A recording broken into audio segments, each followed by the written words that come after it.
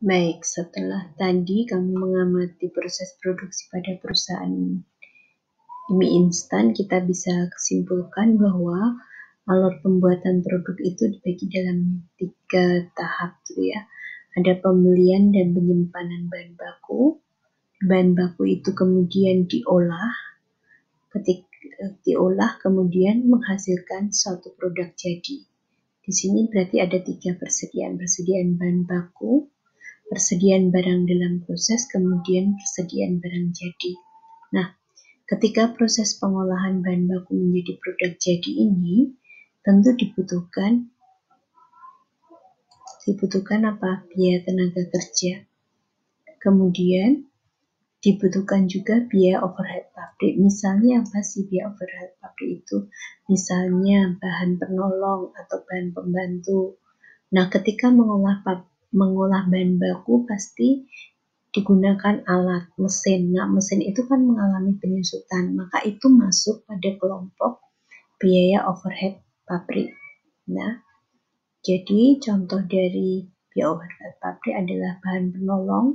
Misalnya di perusahaan mebel ada mur, baut, pelitur ya. Jadi yang penggunaannya tidak dalam jumlah yang besar, tapi itu membantu dalam proses produksi sehingga produk menjadi lebih baik gitu.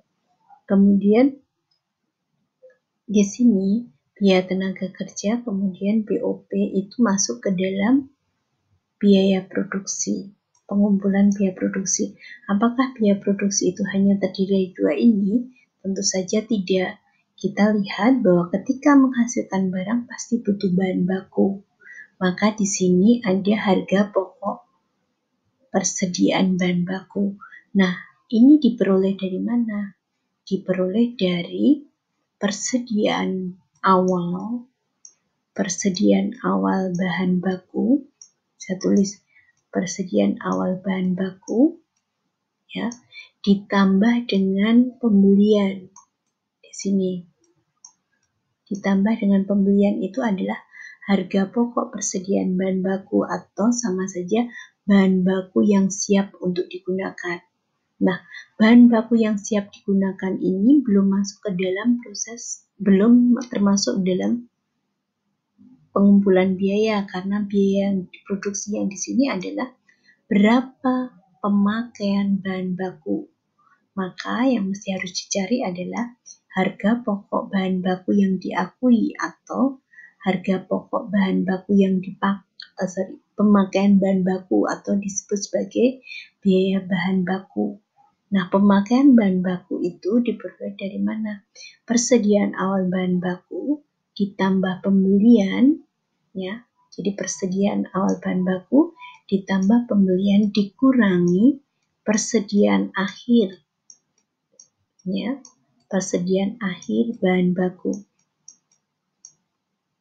Ya, persediaan akhir bahan baku itu adalah harga pokok bahan baku. Jadi, yang dimaksud dengan biaya produksi itu terdiri dari penjumlahan antara pembebanan biaya tenaga kerja, biaya overhead pabrik, dan pemakaian bahan baku. Ya, jadi ada 3 itu. Ingat sekali lagi, harga pokok persediaan bahan baku itu dari persediaan awal bahan baku ditambah pembelian bahan baku itu sama dengan harga pokok persediaan bahan baku atau sama dengan bahan baku yang siap untuk digunakan. Kemudian dikurangi dengan persediaan akhir bahan baku, ya, persediaan akhir itu sama dengan harga pokok